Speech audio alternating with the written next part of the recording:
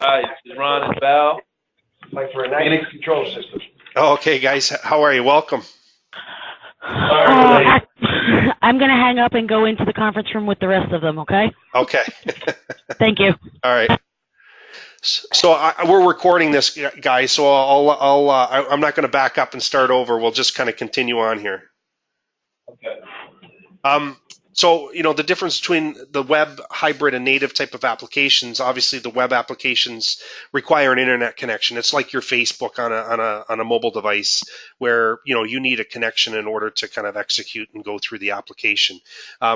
On the other side of that, on the spectrum, is a native type of application. So a lot of our customers that have field service types of scenarios out where there's reps in the fields doing inspections and things like that would typically go to more of a native type of application. And what this means is it can work in a disconnected mode or a connected mode. So if I'm in a basement or I'm in an area where there's no connection and I still need to navigate through the application, I still have the ability to do that. So a native application is more typical in your environment than a web type of application would be, for sure. So within, again, the same platform that we're going to show you, you have the ability to define and develop and deploy applications with any of these architectures or methods. And again, they have... So, go ahead. So, Chris, when they're out of service and they're in a basement doing work on this app, will it automatically update to the cloud when they get back in service? Exactly, yeah. So when there is a connection, you can automatically sync that information back up, and it'll store it on a native application. We actually store it into a database on the device itself, and we're able to connect and send that information back. Okay. So yeah. Again, we're providing you guys a platform to develop any of these types of architectures in a single platform, and we'll talk about some of the other capabilities within that platform. But again, without writing a single line of code, Nick will show you how easy the screen designer is in creating these applications or changing these applications that you may utilize off the shelf from MobileFrame. So some of the things that you can see within a MobileFrame type of development platform are, you can utilize the same platform to develop different areas of your business and have a 360-degree view of that information. So if you're looking for customers to utilize a customer portal type of web, desktop type of scenario, where they can, not necessarily place orders, but they can look at job history, job tracking. They can change service dates or inspection dates. They can do a lot of these different things. And if you want your customers to be able to manage that and utilize that through your website, you have full capabilities of creating those types of tools within our system. Dispatching, obviously, Sedona is kind of your dispatch function today, but we have many companies that utilize MobileFrame and have created their own dispatch types of menus. I think Nick's going to show you some of the dispatch functions that you can utilize, but again, we have a lot of companies that just utilize this for the mobile field service guys, and we're integrating with the dispatch function. So we could very easily take the work orders or information from Sedona and update the mobile devices from there if we needed to also. But again, we provide you a platform that will give you the ability to utilize a scheduling dispatch type of function if you wanted to kind of manage that.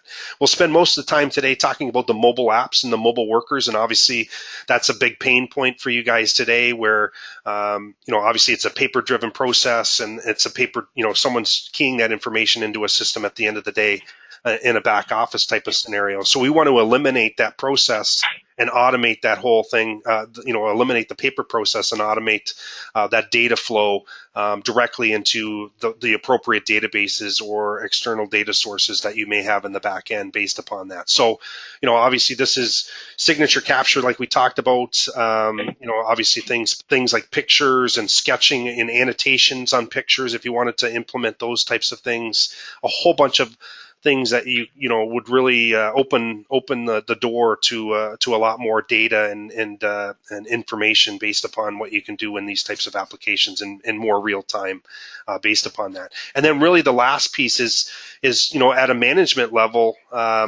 Joe and some others, maybe you want to understand statuses of work orders, or you want to understand at the end of the week the completion of those work, whatever that scenario is. You may have some KPI guys that you want to utilize, and the creation of a management portal or a dashboard type of thing where you can define that by user to kind of look at certain areas of your business to kind of keep track of that information is very easily done, again, in one single platform through MobileFrame.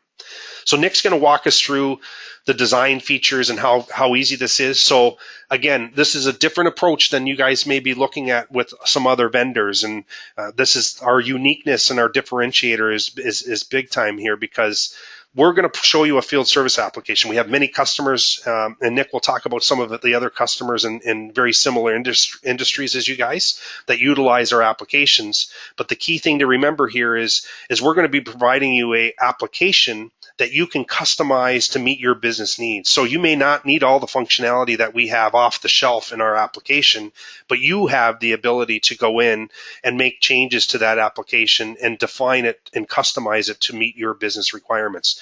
You know, when you start off in a mobile type of environment, a lot of the guys in the field may, have pushback on these types of things. They've done a certain thing for so many years a certain way. So maybe you want to start off and have the user experience on the mobile device a little more simple. And then as they get used to it, and 6 months to a year down the road, you add more functionality to that.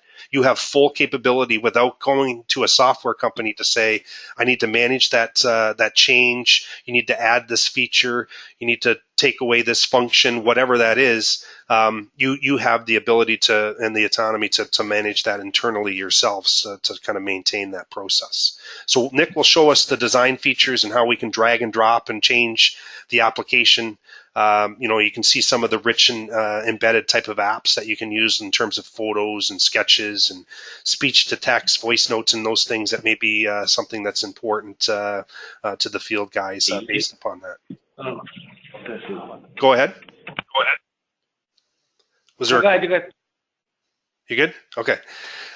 So with MobileFrame obviously we're going to show you the application itself and the platform, but with the platform, you have some other capabilities. So, as you develop applications, so maybe you have a field service type of application. Maybe you down the road you introduce an inspection application. John, you talked about a sales application, and a survey application. There's a whole bunch of different applications that you may define and introduce and deploy to your guys in the field. So when you do have that, it's important to be able to manage those projects and deploying those projects to the appropriate users and kind of managing that. So within our platform, we give you all those tools to kind of manage the project deployments. We give you the ability to dynamically push data out to these specific areas. So if certain people only need to see certain information based upon a territory or a job title or whatever the defining characteristic is, you can kind of manage those dynamic data features and push that out through our system also. Obviously, language support is important. SOX compliant messaging, Nick will kind of show us how we can message the guys out in the field. So if there's a back office component that you need to blast off to all the reps, then you would be able to utilize this messaging system, or if you wanted to pinpoint one particular person, you can kind of manage that internally also. A lot of our customers, and you'll see some of our customers here in a second, really require a lot of and I'm sure you guys do too, in terms of the security and some of the encryption that needs to come with that. So we have built-in military grade security, a lot of FIPS compliancy stuff, 2-level authentication pieces to that.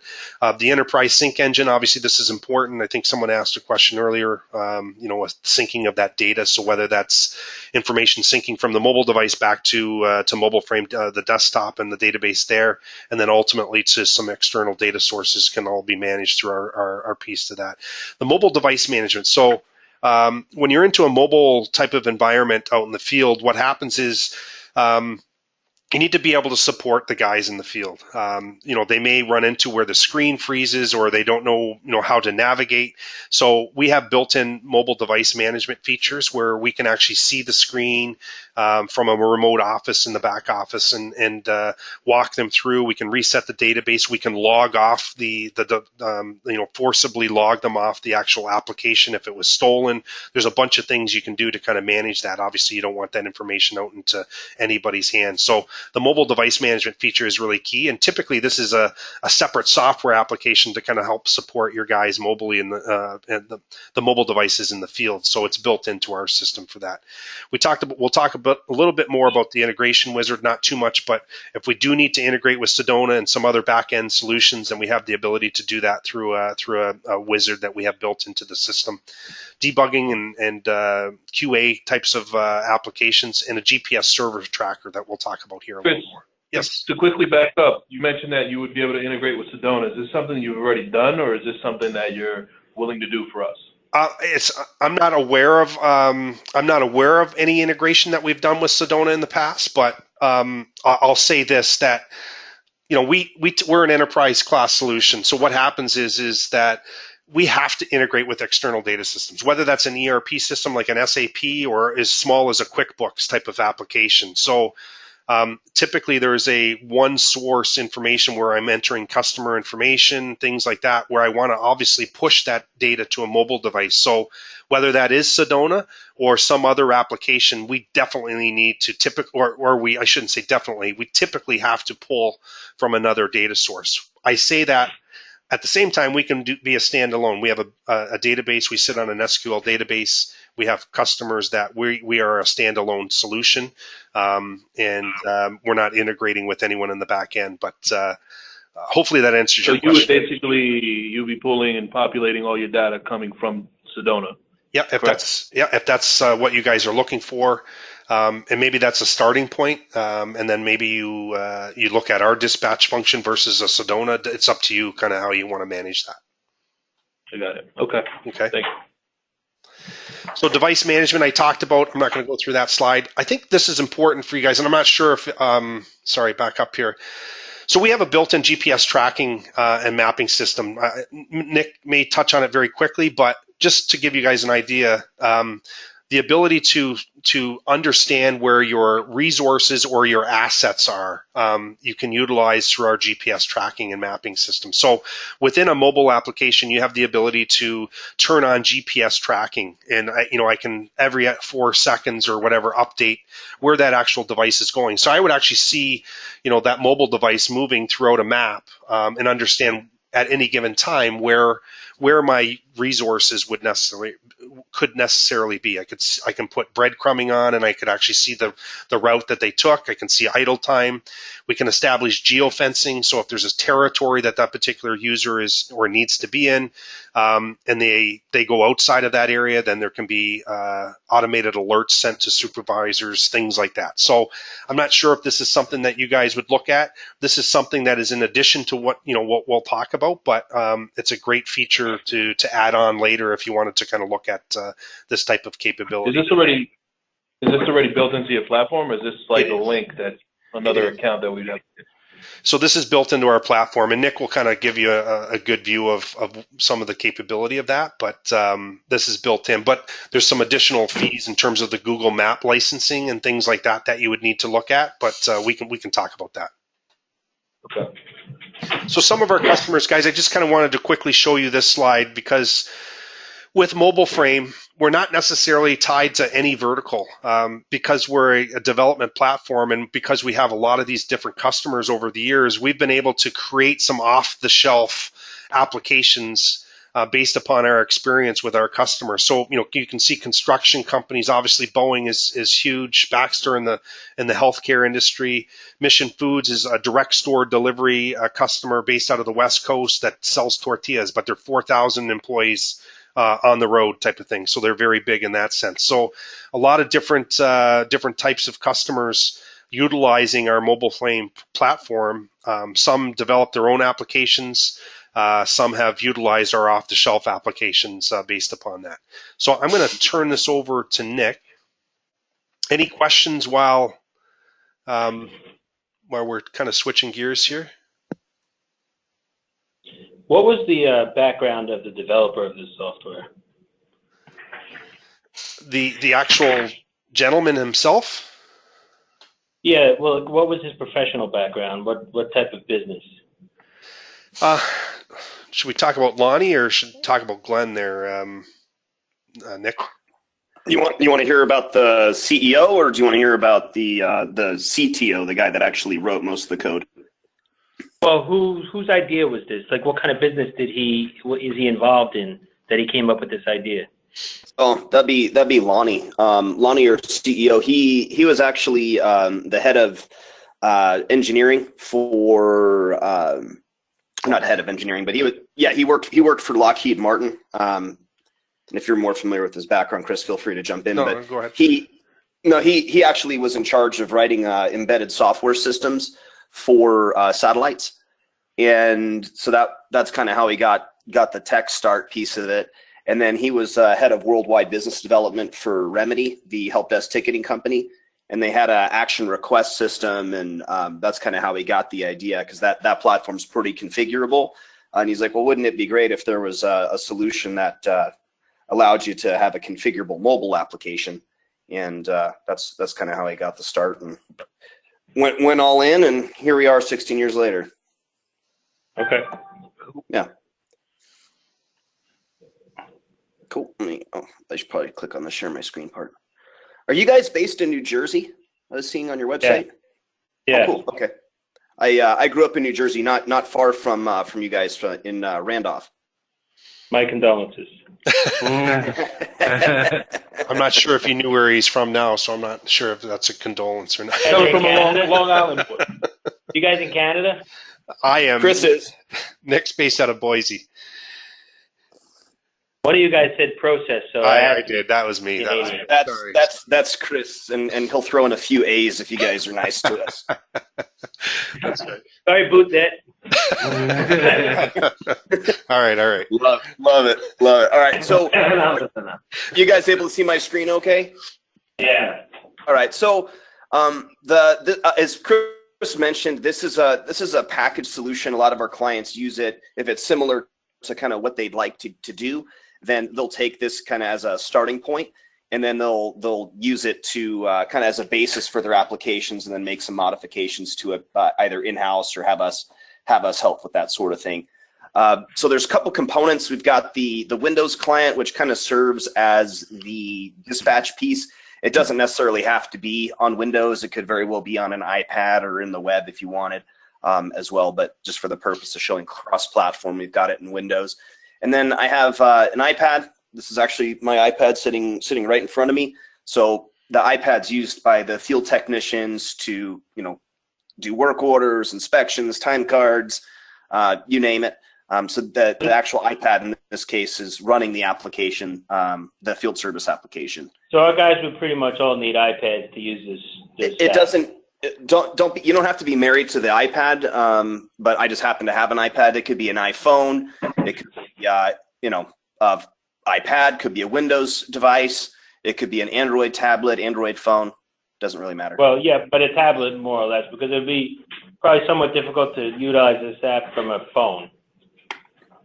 Well, yes, as this particular application, there's a lot of stuff. So there's quite a few more screens in the mobile version of this than there is in the tablet version. So you can actually have different layouts for different device types. So you wouldn't have all this stuff on a iPhone application, or at least it wouldn't be laid out like this, because you wouldn't be able to read it. But yeah, chances are, if you're doing a lot of data and things like that, then a tablet's usually pretty critical, I would say, based on my experience. But then again, that's another cost, and then you've got to worry about keeping it charged and whatnot. But this application has been developed for both tablet and phone base. Right. Okay. Right. Exactly. Cool. So let me and the only other component of this is there's a web piece as well for reporting, and there is also a customer portal, so the customer can actually go in and request work.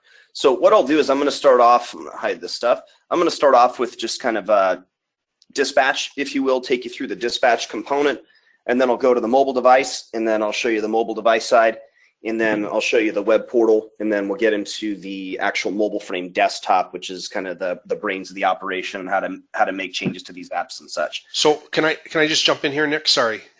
So Okay. guys, today Sedona kind of manages this for you. Are you guys connected to anything that other than Sedona to pull that information? So when you get new customers and things like that, are you going into Sedona to create all of those? Yes.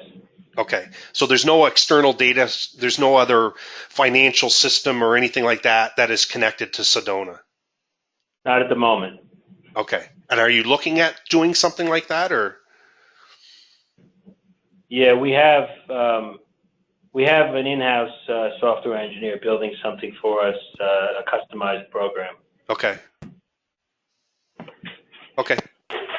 Sorry, Nick. Oh, no problem.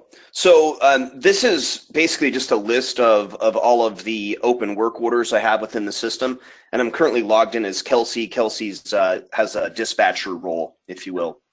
And if I wanted to create a new call, and we can filter this stuff, by the way, by different statuses, new, hasn't been dispatched, on site, hold for parts, etc. So we can kind of just look at exactly what we would like, all the way down to things that haven't been dispatched, who it's been dispatched to, who the customer is, and then different locations if you guys have different locations that you need to be worried about. So if I wanted to create a new work order, I'll just go in here and say new work order, and then I can select a customer. So here's my customers that I have, and then each customer has a sub-location, if you will. So I have the main customer, and then if that customer has different sites, then I can kind of derive equipment that belongs to that site, etc. So I'll just stick with this winter farmhouse, whatever that is. And then we have a work order type. So this is configurable based on what you guys would like to see in here. Engine, transmission, interior, electrical, whatever makes appropriate sense. So if I said service call, you'll see that this then pops up, and it's going to start asking us to more closely define exactly what's going on regarding this call. If we had any parts or things like that might be required, we can flag those as required up front, and then you can use that to dispatch to the appropriate people that actually have those parts on hand inside their truck. Nick, can you expand your the screen there? Thanks. So after I've entered in the customer, it's going to start asking for some customer details. I can flag this as a different status if I'd like, as well as change the priority level. And then I can select who I'd like to dispatch it to. So from within here, there's actually quite a bit of smarts on the screen, even though it looks pretty simple. So we have the title of the work order, we have a description, we have a work order type, if you will. We have a date selector and time selector, and then a subtype, and then the approximate number of hours that we think it's going to take to complete this particular job. And then over here, yes. Does the GPS tie into this at all? As in, this guy is closer to that particular site than another guy, so if he was available, it would pull that information? They're not connected as far as the dispatch is concerned right here, but we do have the ability to see where the people are on a map. And if you'd like to have a person available, or if you'd like to have that information populated in here, that wouldn't be a problem either. It's not set up to do that at the moment. Thank you. So yep, no problem. Sorry, Nick. So just to kind of give you guys an idea. So understand, and I'm going to probably say this a couple times. This is our off-the-shelf field service application. So this may not have everything that you guys are looking for. It may have way too much than what you're looking for. Understand it can all be customized to meet your requirements. So, Rene, the question is asked. You could very easily incorporate that type of functionality into this system for sure. Okay, sorry. He charged $4,500 for. Cool. On the left-hand side, we have the ability of filtering out which technicians. Obviously, we just have the one technician in here, but if we had, a pool of, 25, 30, whatever, we can filter it out by who's available. As you said, if you wanted to include the proximity to this call, especially if it's an emergency job, you can have that as an option. We have the ability of filtering by the employee title. So, do they have this kind of saying, do they have the appropriate skill set to complete the job? Obviously, you're not going to send out a electrician to fix something that wouldn't be pertinent to an electrician. And then do they have the appropriate inventory if we flag that? In all cases, you could actually just click on the technician that you wanted to send this to and dispatch it to that person. And then we can start flagging the equipment as well. So in this case, I have the add equipment. In this case, I had pre-populated. It says will not start. We can enter in mileage, add in service notes, etc. Again, with the parts, if we knew what parts were needed up front, we can have that stuff available too. Do you guys use equipment and parts in a lot of your work then in the field? Yes. Okay. Perfect. So we'd be able to track all that. Could this be detailed down to keep track of the available parts in the truck? If one of our service techs utilized a smoke detector yesterday and it's no longer on the truck today, is it possible to integrate all that information into this? That's already built in, yes. So it does the inventory? Yes, it now, does. The other question is the inventory through barcode scanning so that they don't have to really think too much? Because, these techs are all morons when it comes to everything else, except for doing, like the technical work on the fire alarm system or the security system. They really, to get them to do the extra work, you might as well forget it because they're not going to do it. So is there a barcode scanner so that we could have them just scan it right through the iPad or the phone? Yes, we do have that capability. The way that this is structured, it's more of a drop-down approach, but it certainly could be with a barcode scanner. You could also utilize the camera on the device to scan if it has an actual barcode on the part. Okay. So it's kind of up to you. So by the way, and Chris was kind of alluding to this, but usually when we start showing applications, people start asking, does it do or can it do? If it does not do it automatically, it certainly could do it. In all cases, just so you know, we have customers in every industry imaginable, from field service for a funeral home where they actually pick up folks that have passed away and then track them through their entire process up until the point where they drop them off at the final destination, if you will. So talk about something that's you can't misplace somebody. So we have customers doing that. We have customers in the medical marijuana space. We have the Department of Energy, the U.S. Senate. So you name it, we've probably done it and have customers doing it. So with the service ticket portion, it's going to be drop down based. Do you want it to be drop down based? Well, I guess it would have. Well, yes, but there would need to be a writable space. Well, we have to customize. Right, in case the option, because there's a lot of situations where this is the first time we're doing this, Yeah, I guess it would be both. Drop downs for standard service calls and then notes for, the obscure situation. Sure. I mean, you could also have a miscellaneous category with, hey, we don't really quite know what's going on, or maybe a squirrel, got caught in the alarm system or something. So you've got I don't know. That happens every day. Yeah. Does it?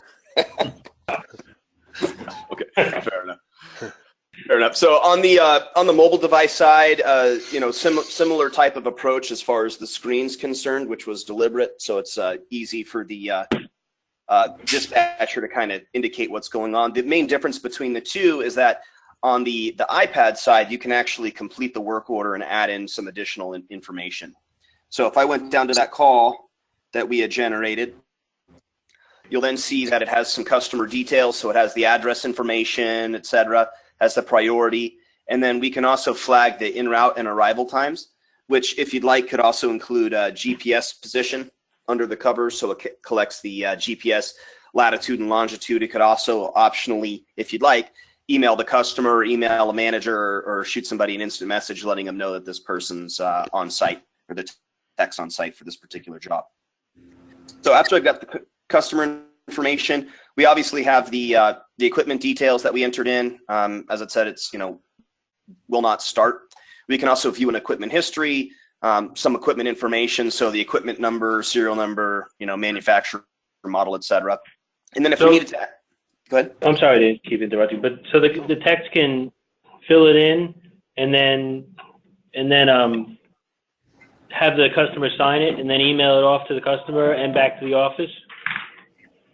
Yes, and you'll see upload automatically.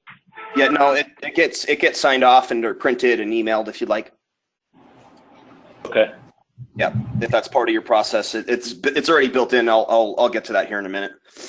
Yeah, we're just trying to make the process as easy as possible so that the information is sent to the proper places for the proper reasons. Mm-hmm. Makes sense. Not a problem on that. Cool. So we do support the ability of having multiple different pieces of equipment on the same work order if that's necessary for you guys. And then we also have two different types of notes. We have work order level notes and then service level notes. Work order level notes basically apply to the entire work order. So if I had 5 pieces of equipment and I added in a work order note, that work order note would be global, meaning for this entire work order. The service level notes belong to just that one piece of equipment or just that one service that you guys are performing. If I were to click on that, you can see there's a little, add option. You can type in your note. And then you can also flag if you are cool with the customer seeing this as well. If it's an internal note, etc., you can have that type of stuff in here too.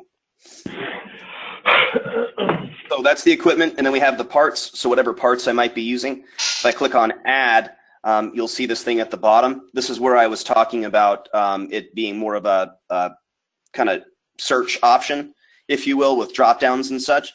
But this allows you to search the inventory on the vehicle. This would be a great place for a barcode, and or you can just see everything that is on this particular truck, and the truck's associated with the field tech that's logged in. So part of the process, they have a default vehicle, which is kind of treated as a mini warehouse, if you will, and that's their default inventory location. But if they needed to search inventory at a different location, then they could do so as well. Maybe they didn't have the appropriate part or something to that effect. That would come in handy if one of the other guys had one of the parts on their truck. So exactly. So you'd be able to search and see. You could actually search by all the locations, and then just put in whatever the part is, and then click on search, and then see where it might be. So that's why this was developed, to kind of solve that problem for sure. And then so you have the full inventory as well as the catalog. Catalog is kind of do we need a part? Do we need to order a part, etc. In this case, I'm just going to consume one of these parts. So I'll say for whatever reason, we're going to fix this issue with the wrestling shoe, and the quantity is going to be 1. And then we can add in a note if we'd like. And if it's a warranty item or something like that, you can still consume it but not charge for that particular part as well. So if you flagged it as warranty, then it would indicate that inventory was consumed, but it wouldn't end up on an invoice to the customer if that's part of your deal. And then we have labor. Labor is one of those things that's every single company is different. This particular instance of the field service application actually has labor types. So if you have a specific labor type or labor codes or things like that for billing purposes, we can incorporate that. We also have a fair amount of clients that will do just start time, stop time for their techs, and then they don't worry about labor, like they'll flat rate labor on a service call and then just automatically add that into to the invoice. So I don't know which category you guys fall into, but if that's important, then that's definitely an option. So we've got the labor piece, and then if we have any equipment that might be getting rented out to the customer, we can add that in and track that. And then we have this preventative maintenance piece. The preventative maintenance piece, and I didn't pick a good piece of equipment, and there's some duplicates in here, but the PMs, this is configurable around how you guys want to collect information. On the left-hand side, you could have as many sections as you would like, and the sections derive the questions that are in here. So anything, these are okay, adjust, repair, shop, critical, NA. Anything other than okay or not applicable is going to require that you add in a note and or indicate whatever might have been fixed. So if I went ahead and, or if the panel was saying smoke detector dirty and they accidentally cleaned the wrong smoke detector, they could flag that. So at the next tech inspect, they wouldn't have to clean that. Sorry, right. And not a problem. So that's actually a good point. So if they were doing a PM and they notice something's wrong, you can actually have that automatically create a work order for just what was wrong. and then the dispatcher can, assign it to the appropriate person or however you'd like that process to flow. And then when you're done with the PM, and this is just one way to do a PM. I have a multitude of other examples on various different types of inspections. Probably the two main workflows that folks utilize with our system is work orders like field service, dispatch, mobile invoicing, signatures, etc. And the other one is inspections / preventative maintenance. So really common, and there's a whole lot of different ways you can accomplish that beyond just how this is laid out. So when we're done, let's say we finish the call, we're going to go finalize this thing, and then it's going to provide a kind of a review. So it has the work order number, so just kind of the details regarding the call. And then it's going to start walking us through, what we did. So, it has a wrestling shoe, quantity, if I need to edit this selected part, if I had any mileage that we might have been charging for, you can add that stuff in. It has the labor, has the rental equipment, which we don't have any, and equipment we did not add in there at all. And then we have the finalize the work order piece. So we can decide how we want to send this to the customer. Do we want to email it, fax it, mail it, print it, etc.? Flag it as first call completed or not. A lot of companies want to, really try to track their first call completion stuff. I suspect it gets pretty expensive to send another tech out after. And then if there's a purchase order number, you can enter that in. And then from here, we also have the employee signature component. So this could very well be the customer signature as well. So the customer can sign off, meaning that they approve it and they're happy with the work, etc. And in order to pull that up, I'm just going to click on the little signature guy. So is there a location, say if something's damaged, that the technician could take a picture of it? Yeah, you could take a photograph at any point and add it in here. That's not a problem. We also do image annotation, and I'll show you that stuff as well here in a minute when I go to build you guys an app. And with this finalized work order, you can actually hide the cost there, so that he doesn't have so it's not really like an invoice yet. Yeah, you can, anything like that you could do. In this case, it's showing the cost because we're going to try to get the customer to pay, but if that's not part of your deal, then that's not a problem. Well, the reason why they're asking is not that it's not going to be invoiced at some point. It's just when the techs are in the field and they come across some sort of service or change order or whatever the case is, they fill out a tech ticket and now they get the customer that's authorizing that service or change, to sign off on it. We don't have any negotiated rate at that point. So we would like to bring it in-house, formalize an actual invoice and charge them our hourly rate based on N plus material or minus material, whatever the case is. So sure, that's not a problem. Okay. Yeah, you can set up those kind of contingencies and have like a work order type, like it's almost like a supplement. If you're getting your car worked on and then the body shop needs additional, work approval from the insurance company that they're going to pay for it type of thing. It sounds like, so that's not a problem. And then so I can enter in the signature, put in the email address, that it might go to.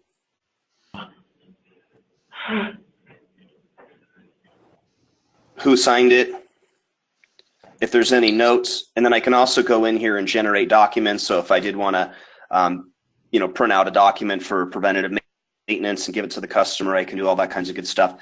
And then when I'm done, I'll just click on close, and then it's going to ask us if we're sure. And then effectively that call is going to get closed out on the mobile device side. So once the call is closed, then depending on the nature of how you guys want this to work, it could go into Sedona and enter in some information for you against their API. It could email a manager. It could, really just a litany of things as far as the completion of a call.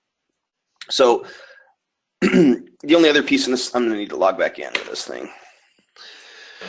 While he's doing that, so on that application there, John, you talked about the NFPA stuff, the -72 stuff that you guys do. So the inspections, I guess, quarterly, monthly, whatever the scenario is. Is that something you just do as part of your inspections, or is that something outside of that totally? It's really something that we routinely do, so we'd like to integrate it in. Okay. And somehow maybe even generate a report as far as like a pass-fail right. for every item. Okay. So that's very easily done. So, you know how Nick was showing in the iPad there, the icons for the work orders, the parts, equipment, that can very, very easily be another, we'll call it a page within the application where you can have an NFPA icon where you click on that and it'll automatically understand it's this customer that you're working in. And then you can put those list of questions, pass, fail, whatever you want to do to kind of manage that that piece also. Very easily. So, and this is not related to what you guys are up to necessarily, other than this is actually a customer's app up in Canada. It's Vancouver, the city of Vancouver. Their fire department uses us for hose tracking, and they actually built this application and they based it off of the NFPA guidelines. But basically, they have a add edit hose operation where they go in and specify, you know, whatever fire hall it might belong to. You know, whatever the barcode might be.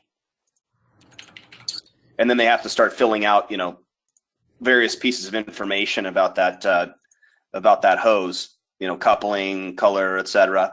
And then when they're doing their hose test, then they collect, you know, as you said, pass fail type information where it has the fire hall, you know, we're going to scan that hose.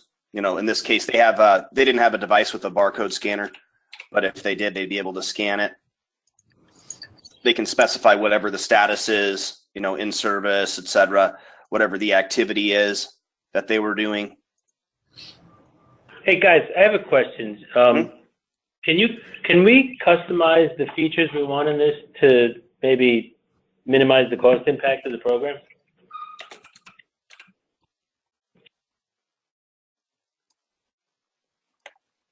Chris, you want me to handle that? I think Chris is on mute. But yeah, you can custom. Go ahead. Sorry, Chris, you there? I'm back now.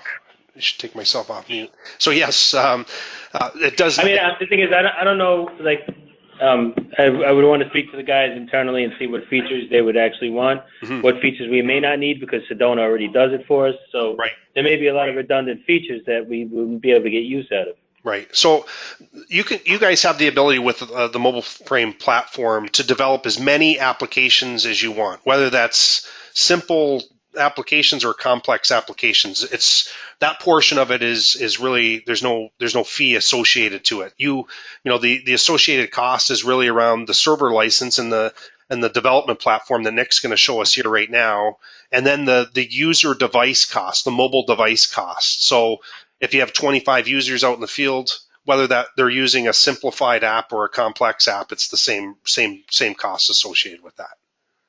But okay, the key is that, you know, as you build your business and want to become more mobile, the creation of these applications internally within our program are free. You can develop 15,000 different apps if you want to. There's no cost associated with that.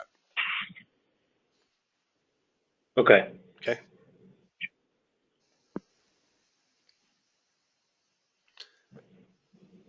This is the tool so this is the MobileFrame desktop. This is the tool that we use to build applications, make changes to applications, distribute the apps, add new users into the system. Basically the entire solution is managed by the MobileFrame desktop. There's different levels of access to this. So meaning the actual MobileFrame desktop tool itself. I'm logged in as a system administrator, but we also have other levels of access as well, meaning it's a business administrator is what we call it. And you can have multiple different sysadmins and business administrators, but the main differentiator between sysadmins and business administrators is that business administrators only have access to what the system administrator granted them. So if they're not trained up on the product, then you would only give them access to whatever information that they needed and were comfortable with. So for instance, you wouldn't give them access to the license manager so they can't deactivate the product or mess around with your project, etc. We also have the means to control the MobileFrame client. As Chris had mentioned, the client is actually what runs the applications on the device. And as such, we can control what the available menu bar options and commands. And that could also be set up department by department as well. So if your service guys, you want to track their GPS, or if they're sales guys, maybe you don't want to track their GPS, you can actually turn that stuff on or off depending on the person's department. And then as far as the user administration is concerned, there's really two methods that you can go in and add new users or have them authenticate. You can have them authenticate against the MobileFrame database initially, if you'd like, meaning it's not going to go to your Windows network and authenticate them. You just manage the usernames and passwords inside of here. But we can also create users out of Active Directory so they can log in with their current Windows usernames and passwords if that's important for you folks. That's also an option.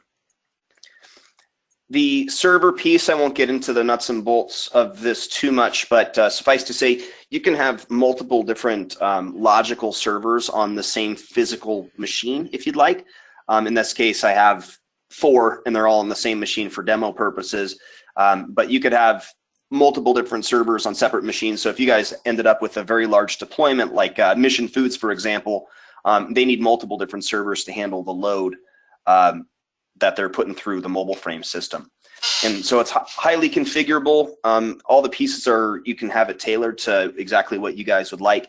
All the defaults are turned on when you install it initially, so it's not a huge undertaking in that regard. But there's 4 pieces to the server, if you will. There's a client monitoring piece, so that's basically managing the battery, or reporting back the battery, memory, GPS position of these devices, storage, etc. The database monitor, that's basically just checking on the device, and if there's any data that belongs to that device that might have, or that user, if you will, that might have changed, it'll then automatically send that change to that person's device. The workflow server, these are the after you click save type options. So if I click save on a work order, what do I want to have happen? Send an email off, reach out to Sedona and mark a work order as complete, etc. The workflow server handles that stuff. And then the synchronization server, that's just in charge of making sure that we actually get the data from the mobile devices.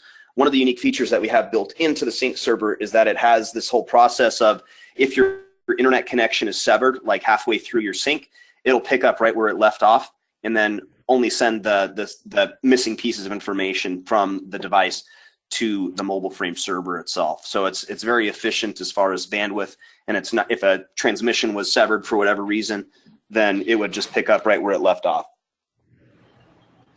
Cool. A couple other things to show you in here. So this is the remote manager. I happen to have this is the sysadmin, that's what you're looking at, and then my iPad, which I showed you just before. So this is showing that the green orb means that this device is online, has the device name, who's logged in, how much battery, how much memory, storage, etc. Variety of other pieces of info. And then from here, if I wanted to, I can send this device an instant message, or this user an instant message. I can force it to sync. I can nuke the database, kick the user off the system, exit MobileFrame, etc.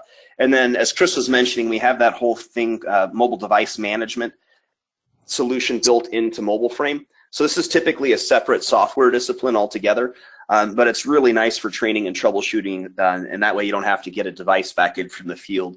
So it reports back, some contextual information that's useful for folks that work on a help desk, lets you see what's in their log file, and then most importantly, allows you to see what they see. So if a user was doing something on the device and they needed to look at it, you can see exactly what they see on the device in real time as well. So cool. And then last but not least, device tracking map, and I'll show you how to build out an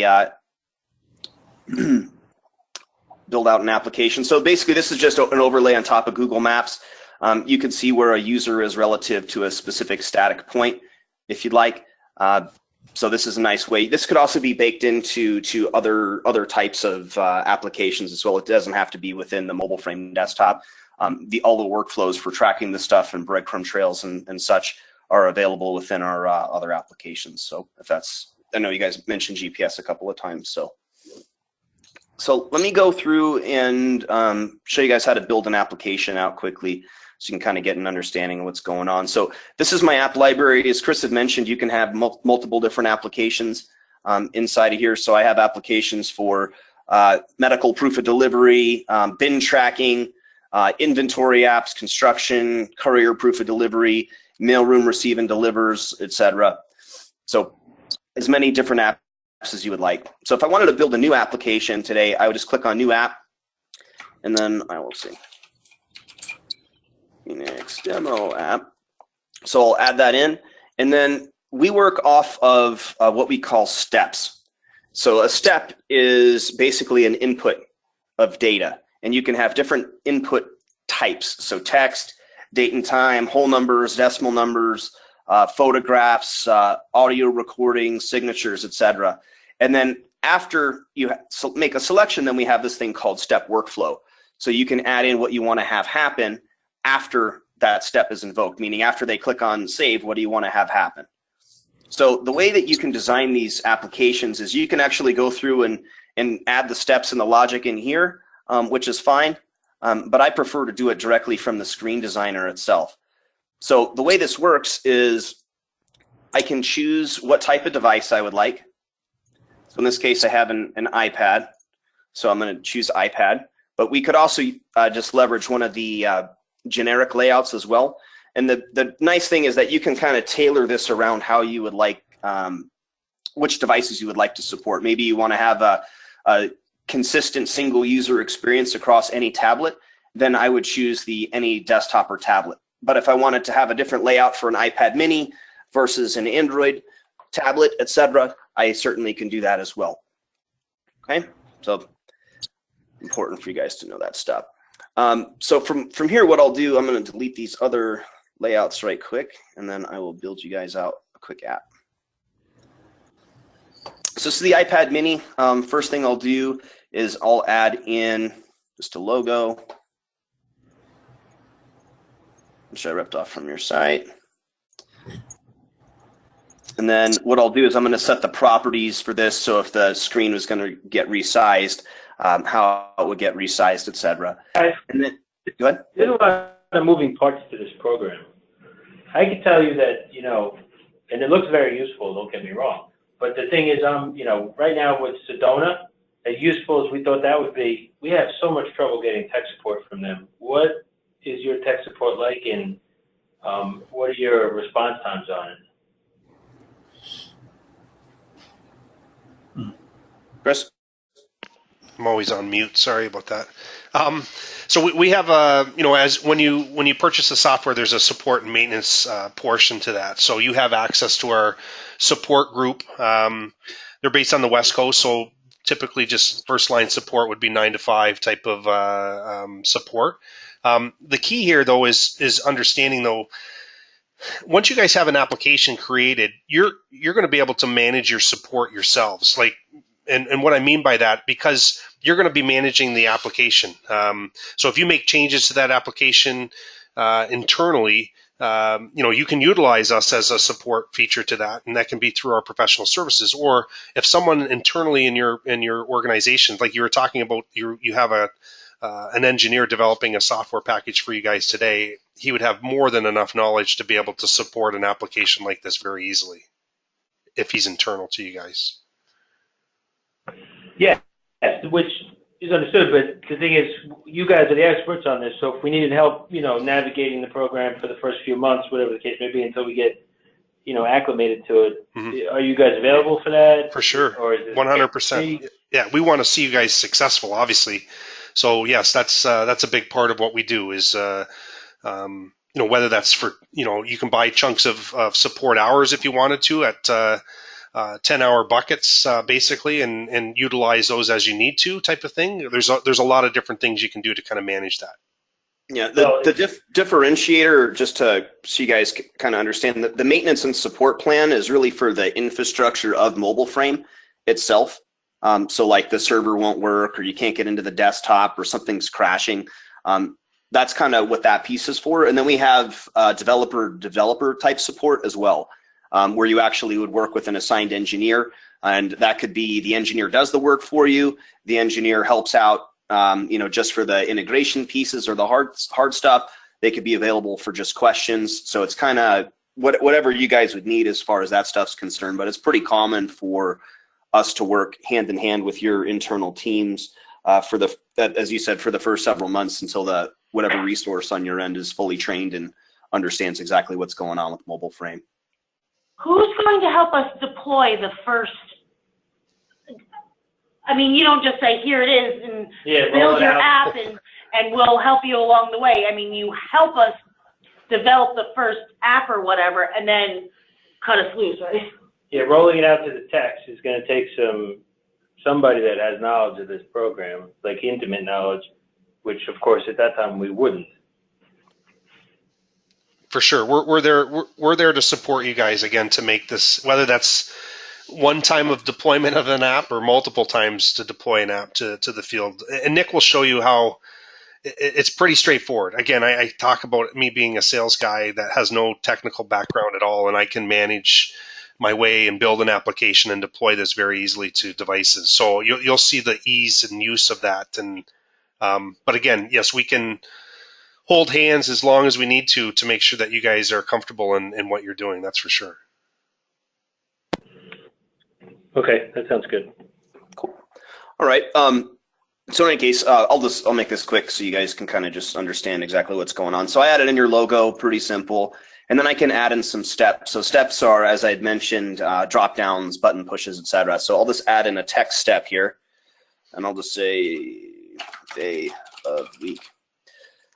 So from here, I have a day of week option. The input type's text, and then we have different options keyed off of that. So I'll just say drop down list. So I can hard code my list, which is what I'm about to do. I could connect it to the database if I wanted to. I can do it from a database query if I'm a developer, which I'm not. You could write your own select statements and pull the data that way. So there's a variety of options. So just to kind of get us going here.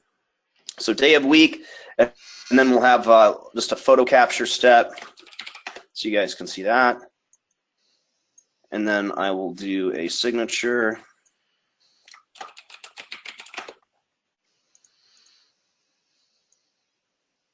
And then I'll do a save button. So obviously this is not a fancy app, but we'll go in and add some logic, and I think you guys will get an idea on how this works a little bit better. We also have, just so you guys are aware, I don't know how important this would be, but we also have the means to set up different styles as well, so we can have themes. So if you guys have specific fonts or color schemes, or you like the way a certain type of button looks, you can set that up as a default, and then it can be reused over and over and over again. Cool. And then we can also have separate layouts for portrait mode and landscape mode. So this is landscape mode, obviously, and we can make them look the same if we'd like, and or a bit different. So in this case, I'll copy my save button over here too. Cool. So what I'll do now is I'll just deploy this out. We do have a built-in test environment. So if you wanted to test your apps, or if your developer wanted to test the apps, great way to make sure that everything's working before you put it on a device. And then from here, we have what's called a MobileFrame project. So I won't get into the details too much on this, but basically the MobileFrame project is instructions for the system on who gets which applications, which users are going to get those applications, and then what data do they get? Do they get the differences between user and dynamic users is that dynamic automatically assigns a user to the project based on some type of defined criteria. So are they a mobile worker and they're in the warehouse, then they get the warehouse applications, so it can do it for you as opposed to just having to add them in. And then we have the same kind of concept of project data and dynamic data. Project data is static, meaning it's not getting updated very often, and if it is, then you'd actually have to go in here and add it and or remove it. Dynamic data is data that's always changing. So like a work order example, let me actually pull up one that has some stuff in there. So this is a courier application, and you can see every 1 minute it's looking to see if there's any changes, and it's deploying those changes out to the mobile devices. So it basically is just kind of detecting to see if anything's going on. That happens every single 1 minute. So if I wanted to add in your application to one of these projects, I can just go ahead and click on add in the Phoenix demo app. And then what will happen here in a minute on the device side is it's going to check and see if there's any changes. And then if there is any changes, like your app in here, then I can go ahead and run your application now on the device. So I've got my helper here. Signature, obviously. Save, and then it'll automatically send that information back to the server. So let's say we wanted to make a change to this thing real quick. Just like a workflow type of change, if you will. So what I can do is I can add in some conditional logic in here and say, if day of week equals Monday, then I want to do a pop-up message.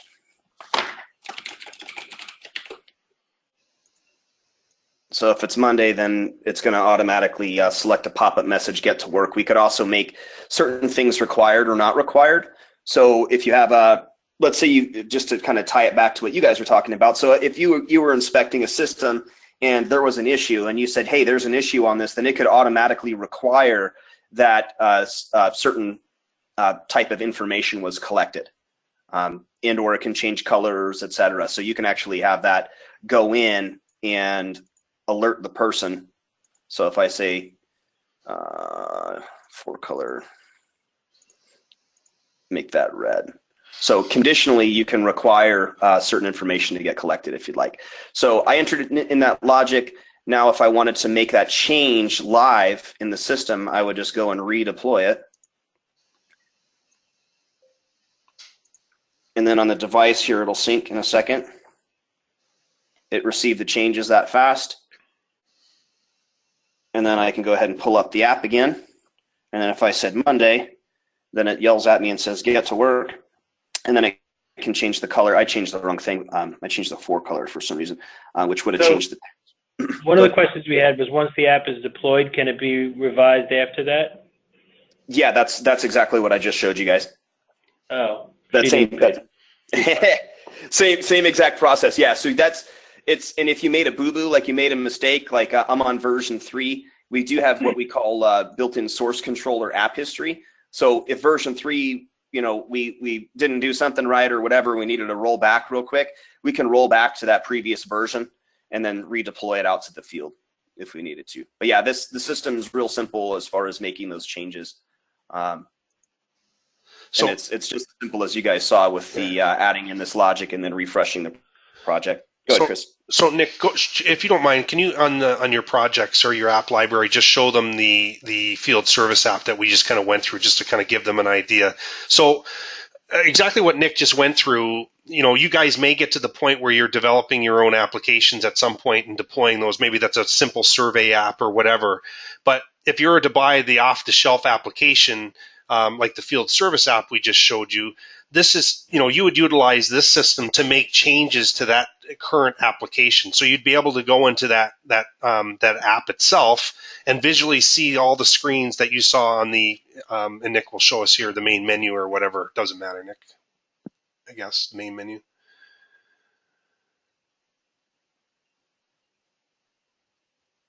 So this is that, you can see it on the phone.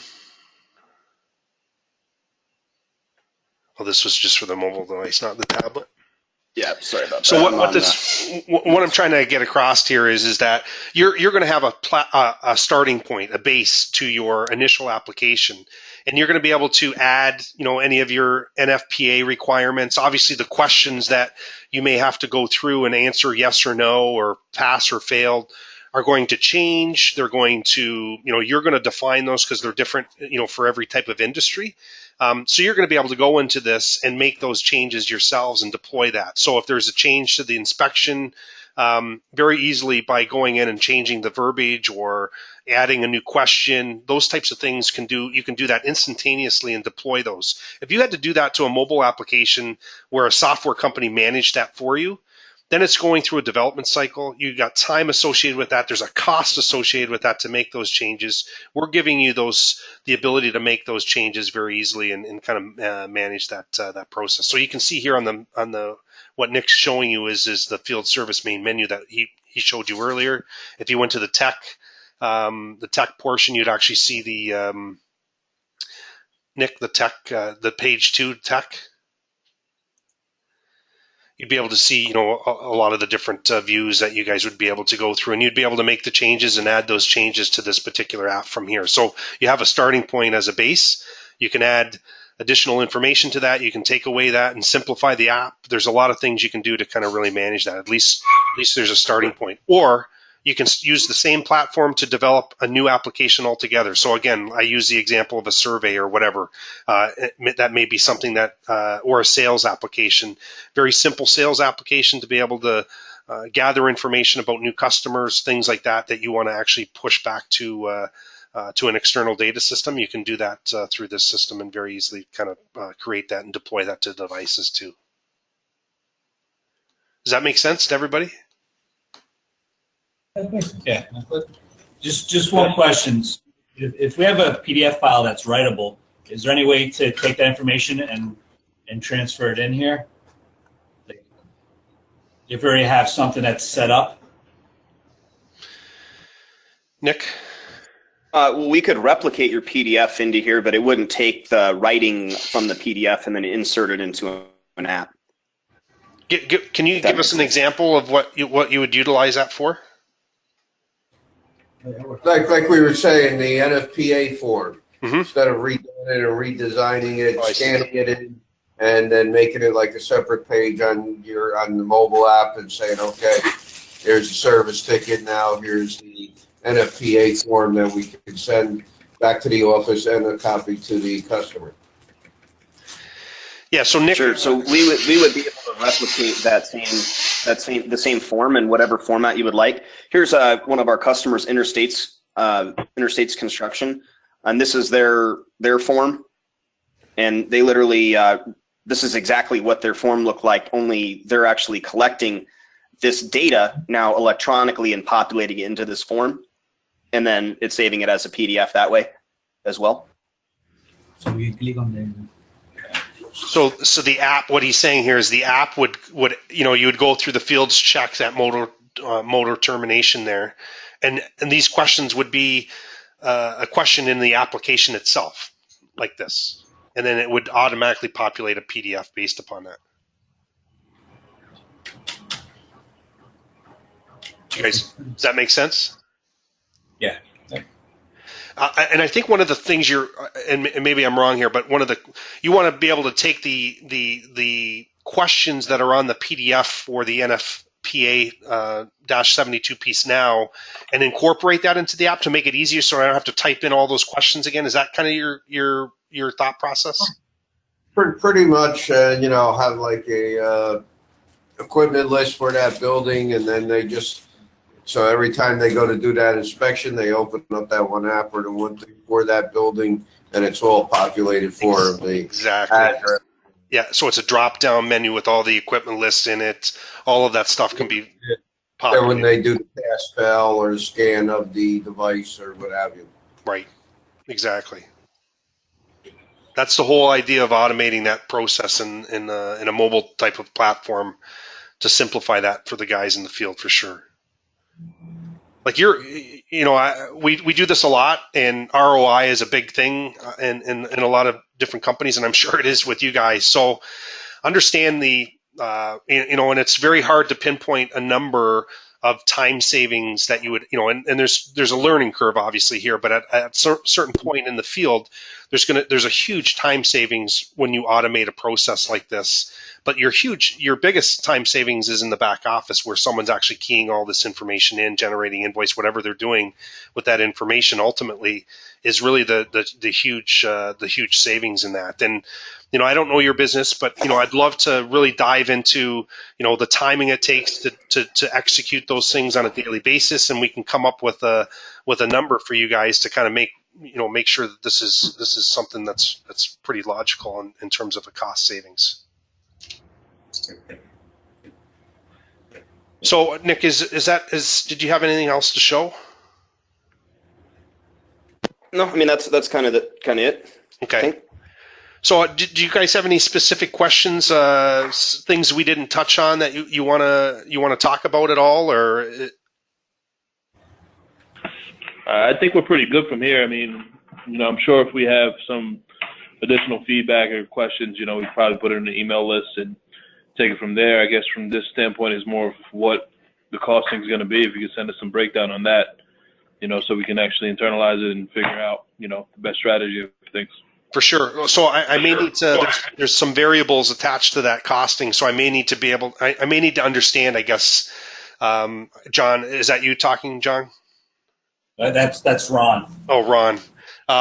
Yeah, I can do all that. I just need to probably, have a quick conversation with you guys to understand some of those components. What we need. Yeah, exactly. I got you.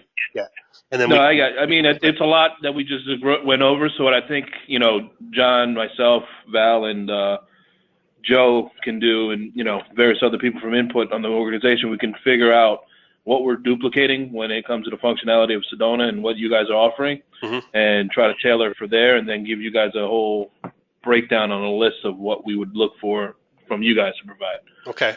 Yeah, no, that would make total sense, and be able to understand the integration, because there's integration points with Sedona if that's something, and things like that would kind of come into play. So and just so you're aware, I don't know if you're familiar with Sedona at all, but it's extremely difficult to deal with in terms of integration. Okay.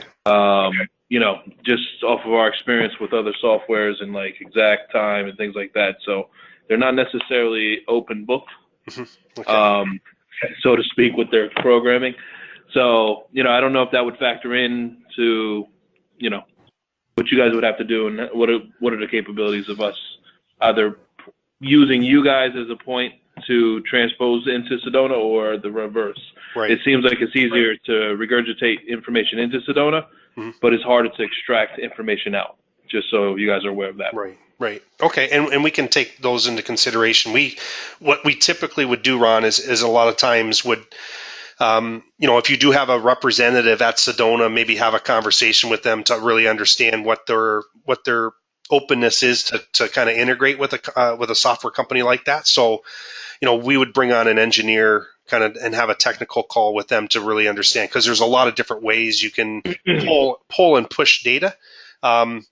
And then that can be a basis to kind of your decision making too. So if that becomes more difficult and there's a larger cost associated with the integration, then maybe you look at our dispatch solution instead, type of thing, as an option too. So there's some things that can come out of that in terms of a cost breakdown for sure. Right. Okay. So I will, like I said, I'm stopping recording here now. So